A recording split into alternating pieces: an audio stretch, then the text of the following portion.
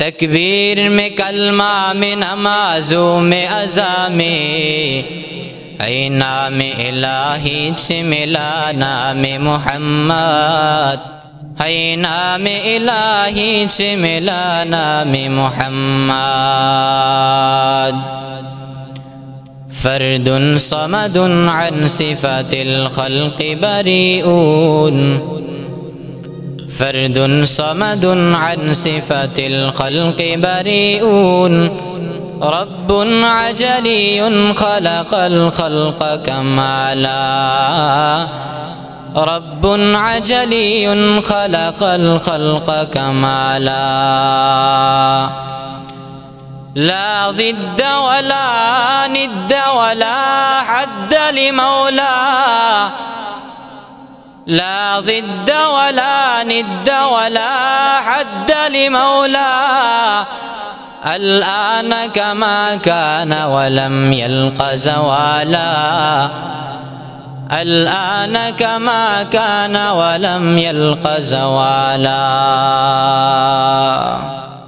দাও খোদা দাও আমায় আবার ওমর দারাজ দিল দাও খোদা দাও আমায় আবার ওমর দারাজ দিল দাওয়ালির মতো বীর সেনানী আলীর মতো বীর সেনানী জাগাতে নিখিল দাও খোদা দাও আমায় আবার ওমর দারাজ দিল দাও খোদা দাও আমায় আবার ওমর দারাজ দিল হামজাকে দাও ঘরে ঘরে জীবন দিতে ওয়াকাতরে আবার কাবা ভাঙতে এলে আবার কাবা ভাঙতে এলে পাঠাওয়া বাবিল দাও খোদা দাও আমায় আবার ওমর দারাজ দিল দাও খোদা দাও আমায় আবার ওমর দারাজ দিল সকলে পড়েন আল্লাহুম্মা আমিন আলহামদুলিল্লাহ সম্মানিত উপস্থিতি ঐতিহ্যবাহী হোসেনপুর নয়াপাড়া বাইতুস সালাম জামে মসজিদ ও যুব সমাজের উদ্যোগে আয়োজিত বাৎসরিক পঞ্চম ওয়াজ ও দোয়ার মাহফিলের সম্মানিত সভাপতি আমন্ত্রিত ওলামায়ে কেরাম আমার সামনে উপবিষ্ট আল্লাহ পাকের আশিকিন জাকিরিন শাকিরিন সালিহিন সিদ্দিকিন মুহিব্বিন মুরিব্বিয়ান ইজাম কলিজার টুকরা সমবয়সী যুবক ভাইয়েরা পর্দার অন্তর আড়ালের সম্মানিতা মা ও বোনেরা মহান আল্লাহ পাকের দরবারে লাখো কোটি শুকরিয়া যে আল্লাহ তাআলা আমাদেরকে দুনিয়াবী সমস্ত কাজ থেকে ফারিগ করে একটি দ্বীনি মজলিসে বসার কিছু কথা বলার এবং তা শোনার তৌফিক দান করেছেন। এই জন্য একটু মনটাকে উজাড় করে অন্তরের অন্তঃস্থল থেকে আকাশ বাতাসকে মুখরিত করে আল্লাহ পাকের শুকরিয়া আদায়ার্থে বলি আলহামদুলিল্লাহ। দ্বীনি মজলিসে যে বসতে পারছি এতে খুশি না বেজার? আসলে খুশি। একটু তাকবীর দিতে পারবেন? লিল্লাহি তাকবীর, লিল্লাহি তাকবীর। মাশাআল্লাহ, জজবা আছে দেখা যায়। ঠিক আছে, চলবে তো মাহফিল। এই না মাত্র শুরু, মাত্র কি বড় বড় ওলামায়ে কেরাম সামনে আছেন, আমি দোয়া নেওয়ার জন্য কিছুক্ষণ বসছি। তো আপনাদের থেকে কিছু দোয়া নেওয়ার জন্য সামান্য কিছু আলোচনা করব, ভুল ভ্রান্তি হলে ক্ষমার দৃষ্টিতে দেখবেন, বাকিটা আমলের নিয়তে ইনশাআল্লাহ শুনবো। তো সূরাতুল বাকারার প্রথম থেকে 2 নম্বর আয়াতটা তেলাওয়াত করেছিলাম। الذين يؤمنون بالغيب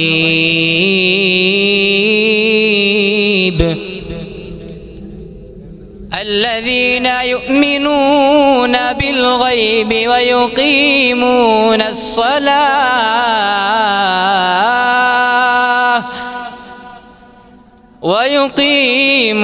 الصلاة ومما رزقناهم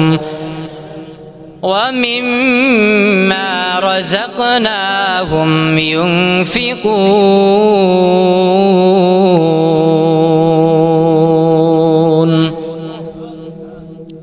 আল্লাহ তাআলা বান্দাকে জানায়া দেয়, মুমিন বান্দার পরিচয় আল্লাহ দিয়ে দিয়েছেন, আল্লাযীনা ইউমিনুনা বিল গায়ব।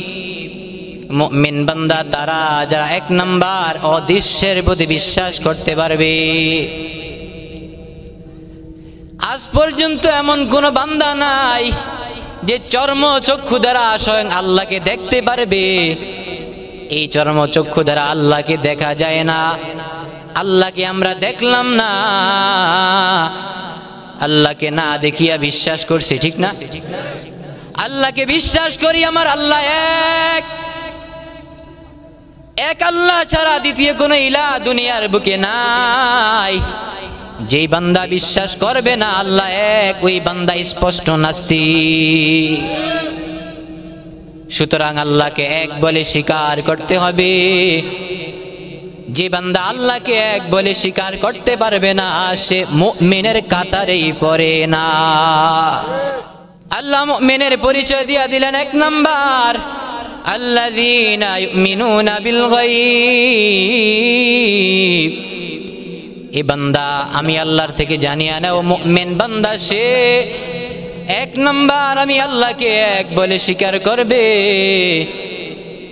দুই নাম্বার ওয়ায়ুকিমুনাস সালাহ, দুই নাম্বার নামাজ প্রতিষ্ঠা করা লাগবে। এবার এমন কিছু মুসলমান সমাজের বুকে আছে যারা এক ওয়াক্ত নামাজও পড়ে না, আশিকে রাসূল দাবি করে। আমি আশিকে রাসূল, ব্যানারে বড় নাম আশিকে রাসূল, বলে ফজরের নামাজ পড়ছুনি না, না ফজরের সময় বান্দা ঘুমায়া ঘুমায়া কাটাইয়া দিছে, জোহরের সময় কাজের মধ্যে কাটাইয়া দিছে, আসরের সময় খেলার মধ্যে কাটাইয়া দিছে, মাগরিব চায়ের দোকানে আড্ডায় বসিয়া বসিয়া কাটাইয়া দিছে। যখন দুনিয়াতে আমার রাসূলের বিরুদ্ধে কথা বলে, ওই সময় আশিকে রাসূলদেরকে খুঁজেও পাওয়া যায় না। এই আশিকে রাসূলের দাম কি? আমি মুমিন হওয়া সত্ত্বে আমার সামনে আমার নবীকে গালি দিবে আর আমার মুখ থেকে কোনো কথা বের হবে না, আমার মতো কপাল পোড়া মুসলমান এই দুনিয়ার বুকে নাই, ঠিক কিনা? আরে মুসলমান তো সে যার সামনে নবীর বিরুদ্ধে কথা বললে আগে আমি নিজে তাকে এই সমাজ থেকে বহিষ্কার করে দিব, প্রয়োজনে কল্লা কাটি দুনিয়া থেকে বিদায় করে দিব। তারপর আমার নবীর সম্পর্কে কটূক্তি করবে আমার সামনে, এটা আমি মেনে নিতে পারবো? তখন আমি হব প্রকৃত মুসলমান। হুজুর জিহাদ চাই, জিহাদ চাই, জিহাদ করে বাঁচতে চাই, জিহাদ লাগলে আমি নাই। আমাদের অবস্থাটা এরকম, জিহাদ চাই, জিহাদ চাই, জিহাদ করে বাঁচতে চাই, জিহাদ লাগলে আমি নাই। এই জিহাদের দামও নাই। ও বান্দা, ঈমানকে শক্তিশালী করো, এমন ঈমান নিয়ে তুমি তাজা হও, তোমার সামনে নবীর বিরুদ্ধে কথা বলবে, সঙ্গে সঙ্গে জমিনে নামতে রাজি আছি না নাই? যে বান্দা রাসূলকে ভালোবাসতে পারবে, বলে ভালোবাসাটা কেমন হবে?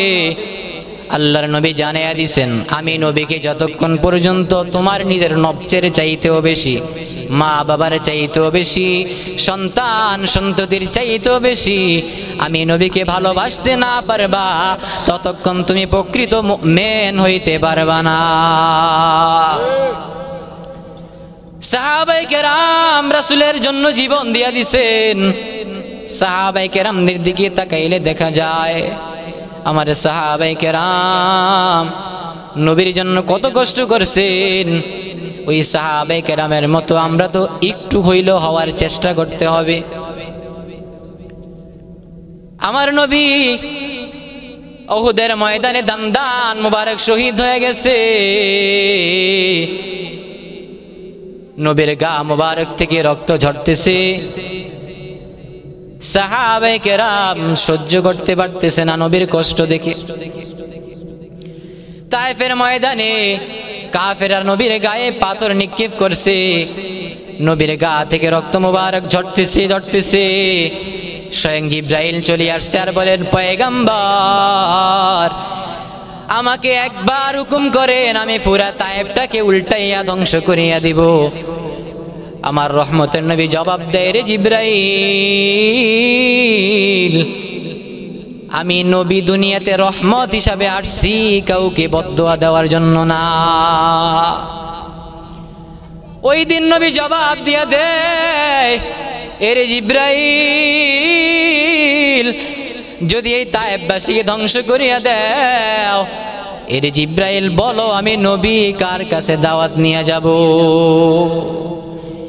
যেই মায়ার নবী আমার জন্য এত কষ্ট করছেন, যেই মায়ার নবী উম্মতের জন্য এত কষ্ট দুনিয়াতে করে গেছেন, একমাত্র একটাই উদ্দেশ্য, উম্মতদেরকে জাহান্নাম থেকে বাঁচানোর জন্য।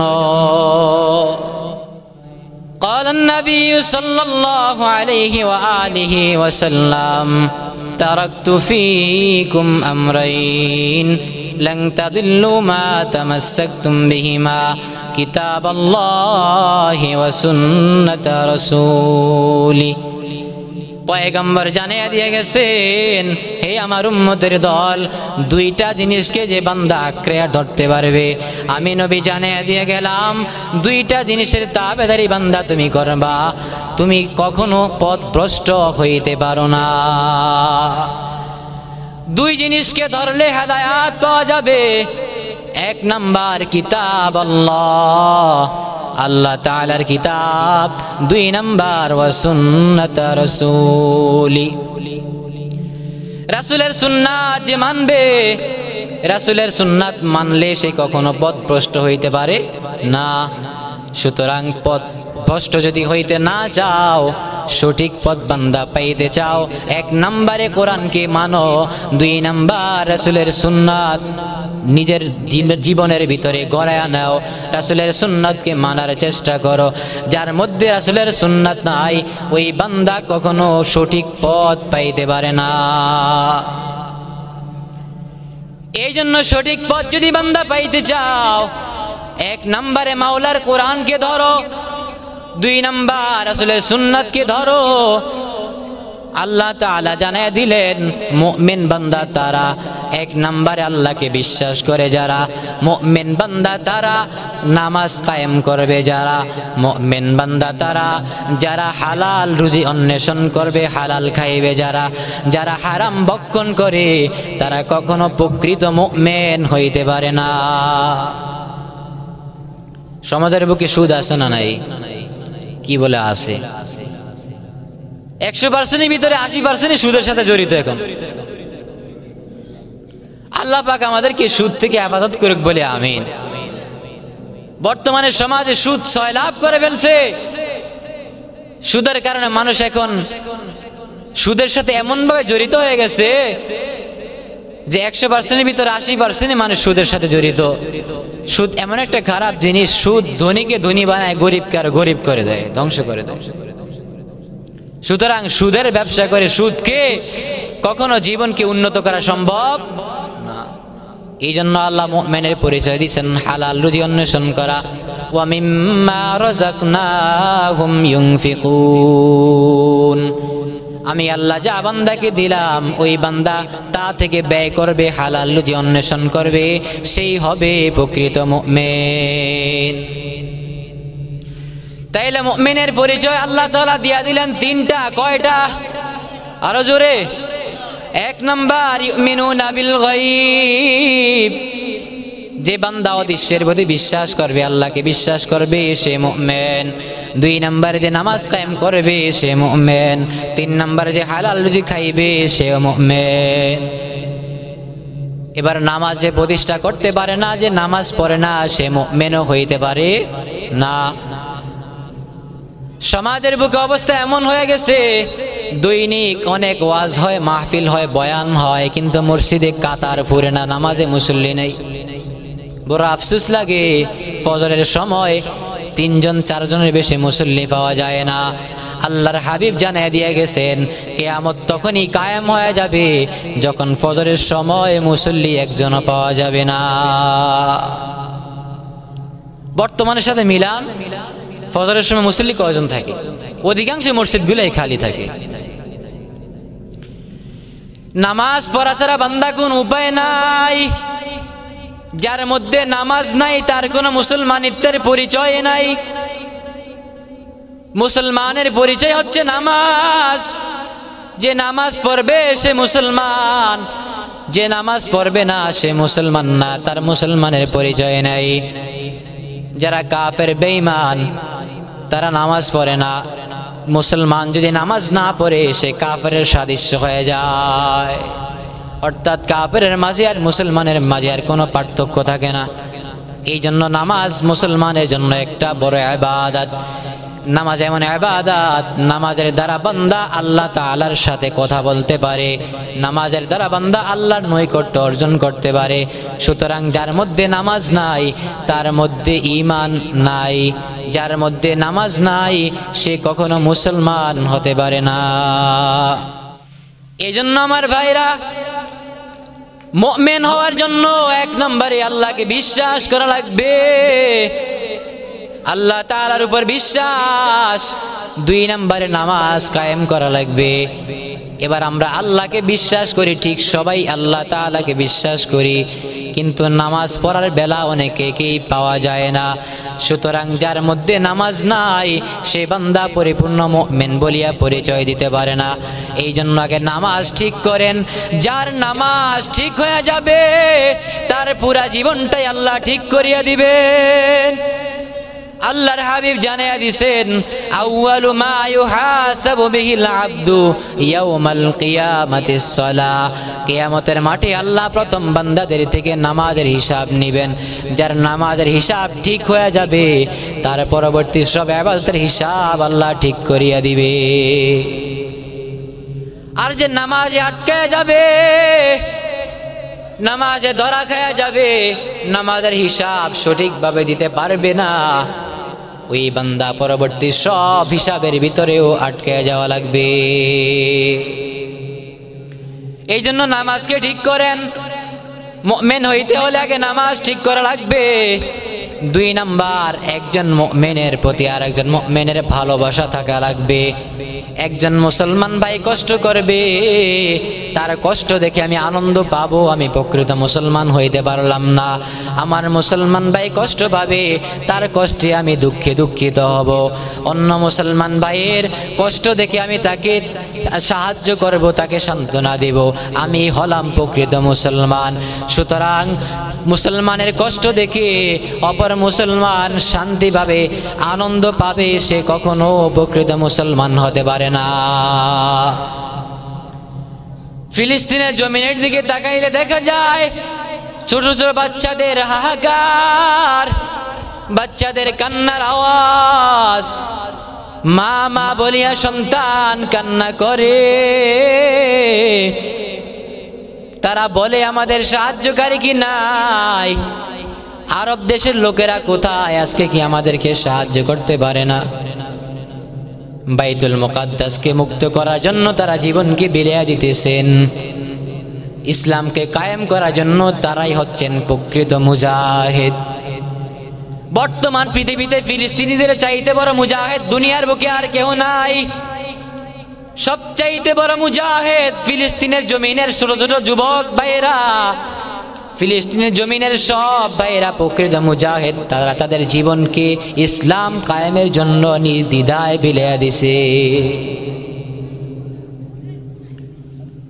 এই জন্য ইসলামের বিপক্ষে যখন কথা আসবে, নবীর বিপক্ষে যখন কথা আসবে, নবীকে যখন গালি দিবে, নাস্তিকরা যখন ইসলামের বিরুদ্ধে কথা বলবে, তাদের কথার বিরুদ্ধে রুখে দাঁড়ানোর জন্য আমাকেও প্রকৃত মুজাহিদ হওয়া লাগবে।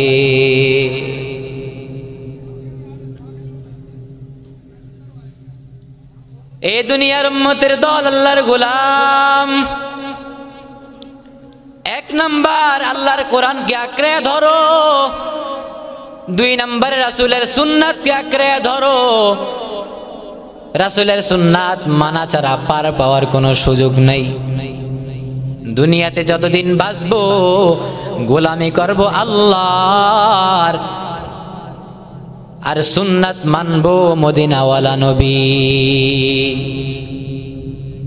মদিনা যাইতে পারলাম না, মদিনা দেখতে পারলাম না,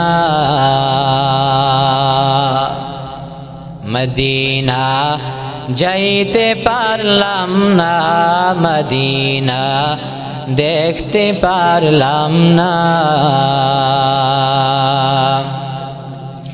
মদিনা নাম কত মধু,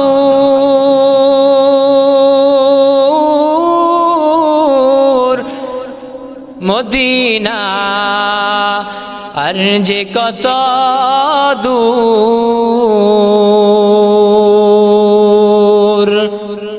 সে মদিনার পথের ধুলি আমি, সে মদিনার পথের ধুলি আমি মাখতে পারলাম না, মদিনা যাইতে পারলাম না, মদিনা দেখতে পারলাম না। আমি অসহায় তাই এত দূরে রই, আমি অসহায় তাই এত দূরে রই, শুধু সালাম জানাই, মদিনা যাইতে পারলাম না, মদিনা দেখতে পারলাম না।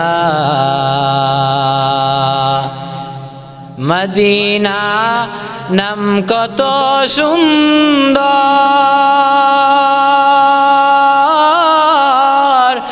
মদিনা কেরে সেবন্তর।